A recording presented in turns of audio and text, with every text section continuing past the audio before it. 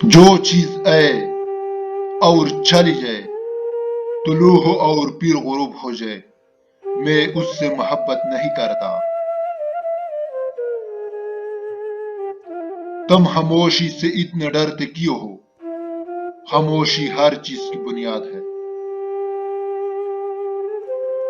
मौत का जायका सबने चखना है, मगर जिंदगी का जायका किसी किसी को नसीब होता है।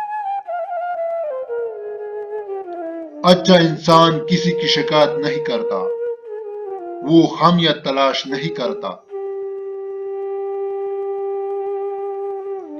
तुम्हें पारों के साथ पैदा किया गया है, फिर क्यों जिंदगी में रेंगने को तरजीह देते हो? रूह इतनी करीब है कि तुम उससे देख नहीं सकते, लेकिन महसूस कर सकते हो। जब जिंदगी में तन्हा हो जाओ तो समझ जाओ तुम्हारा रब तुम्हारे साथ वक्त गुजारना चाहता है, और इसीलिए उसने सबको तुमसे दूर किया। तुम इस्तग़फ़ार की आदत अपना लो, अल्लाह पाक तुम्हारी हर कमजोरी को कुव्वत में बदल देगा। चार चीजें अल्लाह को निहायत पसंद है: गरीब की सहावत, जवानी की इबादत, गुनाहगार इंसान की तौबा और दौलतमंद इंसान की आजिज़ी।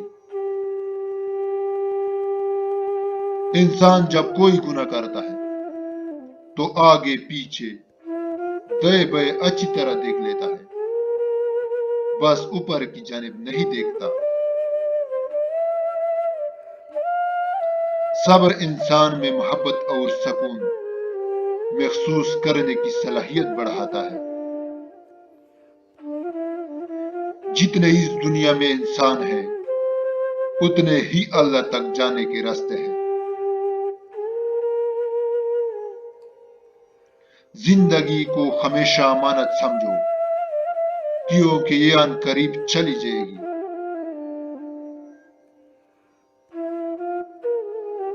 अपने दिल पर लगे जख्मों को नजरअंदाज मत करो, बल्कि उनको महसूस करो, क्योंकि यही तो वो जगह है जहां से रोशनी तुम्हारे अंदर दाखिल होती है। पढ़ने से इंसान सीखता है, लेकिन समझने के लिए मोहब्बत की जरूरत होती है। दो आदमियों ने बेकार मेहनत की और बेफायदा कोशिश की। एक वो जिसने दौलत जमा की और खर्च ना की, दूसरा वो जिसने इल्म हासिल किया और उस पर अमल ना किया।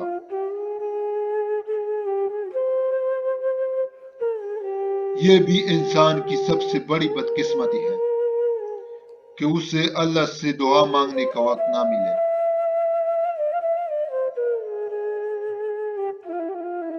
बेवकूफ तरीन इंसान वो है जो अपनी बदकलामी पर फख्र करता है। जिंदगी में आगे बढ़ना है तो बहरे हो जाओ, क्योंकि बाद लोगों की बातें मायूसी में इजाफा करता है।